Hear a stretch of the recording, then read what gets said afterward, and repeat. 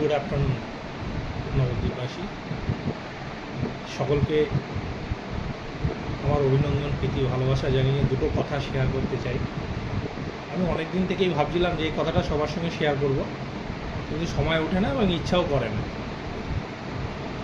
বর্তমানে নবদ্বীপের রাস্তাঘাট নিয়ে দু একটা কথা বলতে চাই। পরিস্থিতি এরকম দাঁড়িয়েছে,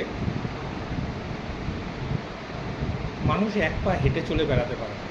সেটা নিয়ে আমি পরে বলি। প্রথমে বলি, আমার রিলেটিভ বলুন বা আমি যেখানেই যাই, কর্মক্ষেত্রে বলুন, সবাই যখন জানতে পারে আমি নবদ্বীপের অধিবাসী, নবদ্বীপে বসবাস করি, আমার একটা গর্বের জায়গা। আমি নিজেই বলে থাকি যে আমি নবদ্বীপের অধিবাসী, বা আপনারা নবদ্বীপে বেড়াতে আসবেন, একবার আসবেন।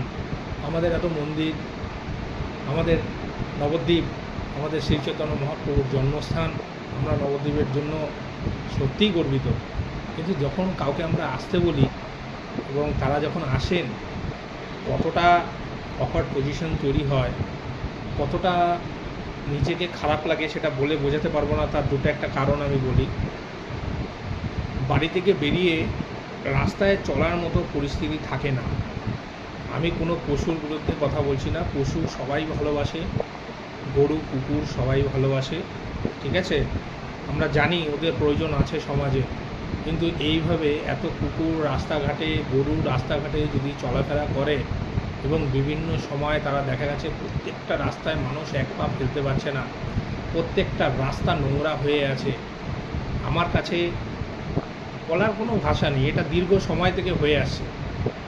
আমরা যদি নবদ্বীপবাসী এটা নিয়ে একটু সচেতন হই, আমরা কি পারি না পশুদের জন্য একটা জায়গা করতে?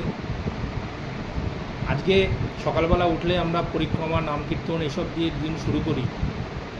প্রভুরা সকালবেলা রাস্তা দিয়ে হেঁটে নাম কীর্তন করে, আমরা কি বলতে পারছি সেই রাস্তাঘাটটা বা সেই পরিষ্কার পরিচ্ছন্নতাটা বজায় রাখতে পারছি? খালি পায়ে ওরা নাম কীর্তন করে, ওরা রাস্তাঘাটে খালি পায়ে কিভাবে হাঁটে? আমি সবাইকে বলবো, কুকুর এবং গরু এতটাই উপদ্রব রাস্তায়, এবং তারা যেভাবে রাস্তাঘাট নোংরা করছে, শুধু রাস্তাঘাট নয়, আমার দেখা নিজস্ব আমার পোড়াঘাট এলাকায়, আমার পোড়াঘাট স্নানের ঘাট, বাইরে থেকে অনেক পুণ্যার্থী আসে যারা সারাদিন ঘোরাঘোরার পরে তারা স্নান করে গঙ্গার ঘাটে। আমি নিজে প্রত্যেক রবিবারে আমার ছুটির দিনে আমি স্নান করতে যাই গঙ্গার ঘাটে। গঙ্গার ঘাটের পরিস্থিতি দেখলে আমার নিজেরই খারাপ লাগে। গরু রয়েছে, বিচরণ করছে রাস্তাঘাটে, চারিদিকে গোবর, নোংরা, ফুলমালা। ফুলমালাটা ঠিক আছে, সেটা বুঝলাম, কিন্তু এত অবস্থা খারাপ।